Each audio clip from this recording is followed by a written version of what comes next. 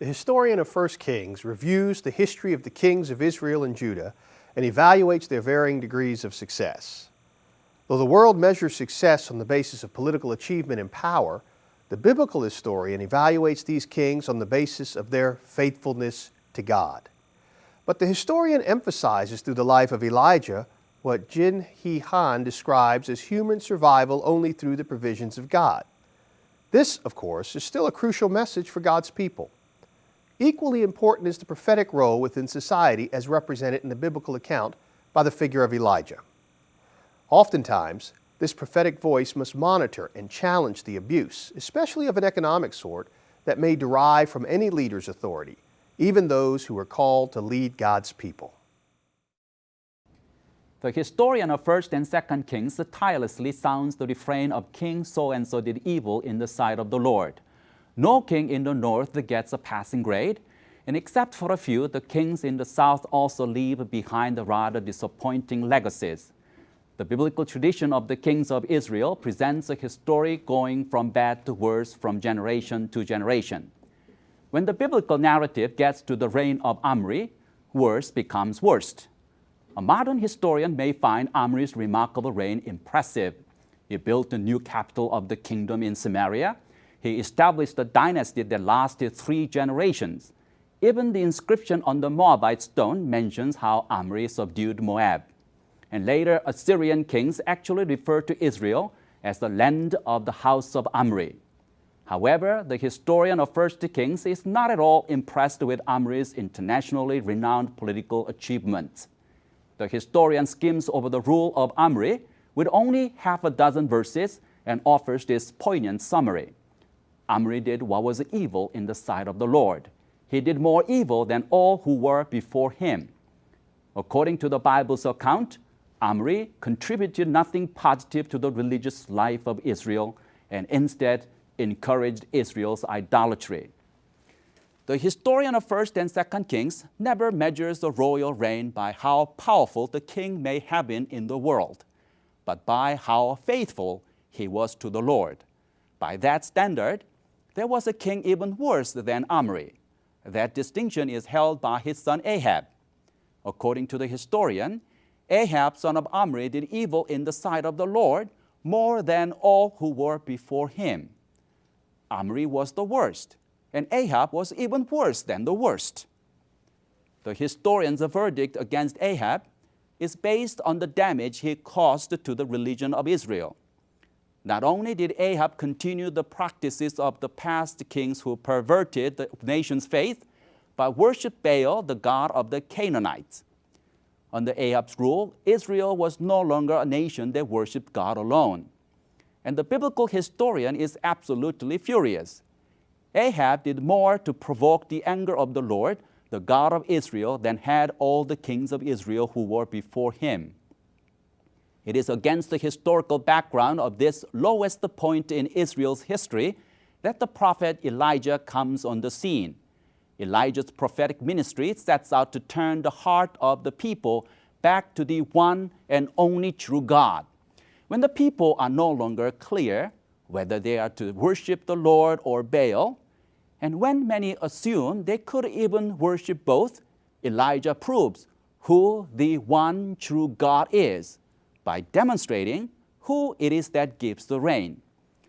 The significance of Elijah's remarkable demonstration of God's power has to do with the agricultural attributes of the land of Israel. According to the book of Deuteronomy, before the children of Israel entered the land, God alerted them about the rainfall situation. For the land that you are about to enter to occupy is not like the land of Egypt, from which you have come. In Egypt, agriculture depended on the irrigation system from the Nile. But the land that you are crossing over to occupy is a land of hills and valleys, watered by rain from the sky. Literally, the text in Deuteronomy chapter 11 says that the land drinks water of the rain from heaven. Consequently, no rain, no harvest. When the people of Israel entered the land of Canaan, they encountered the Canaanite people boasting of their religious technique of assuring adequate rainfall for their field year after year. The Canaanites believed Baal, the god of storm and thunder, gave them the rain. Forgetting how God provided for them in the wilderness, Israel gradually adopted the practice of these other nations who believed that they got their water supply from Baal. Elijah set forth to prove that it was not Baal, but it was God who watered the field and provided produce. Elijah set out to make clear that to worship Baal would be betrayal. Life depended upon God alone. And so Elijah models in his own life absolute dependence on God.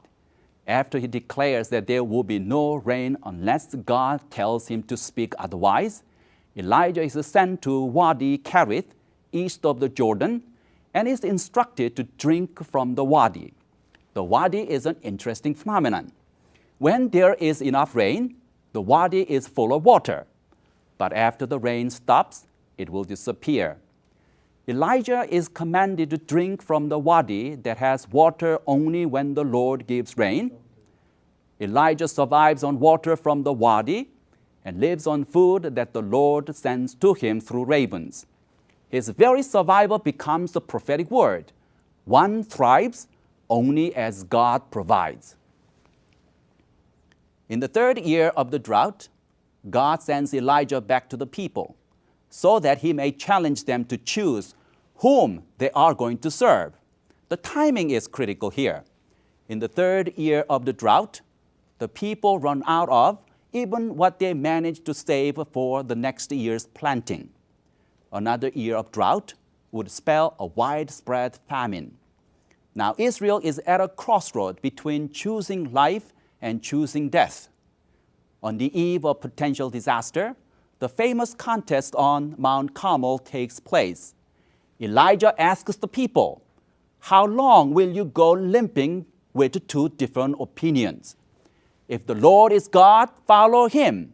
But if Baal, then follow him." On Mount Carmel, the 450 prophets of Baal and the 400 prophets of Asherah stage an elaborate ritual for their altar. They spend many hours shouting and lacerating themselves, but to no avail. There is no sign of response from Baal. Then Elijah prays and God answers. And when the Lord accepts the sacrifice on the altar with the great consuming fire, the people cry out, "The Lord indeed is God. The Lord indeed is God." They get the point. Elijah's prophetic challenge to Ahab's idolatrous rule had political implications. Elijah's call for purity of worship put him on a collision course with the power that sponsored the Baal worship. King Ahab calls Elijah troublemaker and the king's enemy. Queen Jezebel threatens his very life. Then King Ahab's blatant disregard for the law of God reveals its violent contour in the atrocity he commits against Naboth. Ahab wants to have Naboth's vineyard for the royal vegetable garden because it is near the palace. Proximity presents an opportunity to be good neighbors, but royal greed turns it into an occasion of bloodshed. In this story, two types of authority clash with each other. On the one hand, the authority of God's law demands respect even from the king. And as Naboth points out, the law of God forbids that he should hand over his ancestral inheritance. On the other hand, the king claims the authority to do whatever he wants. When Naboth refused to surrender the land, Ahab takes it as a royal affront and gets depressed. Jezebel finds Ahab rather pathetic and volunteers to demonstrate to Ahab how to govern.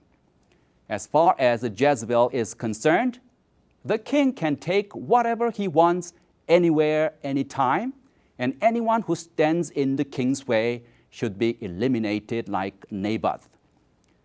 So Naboth is put to death.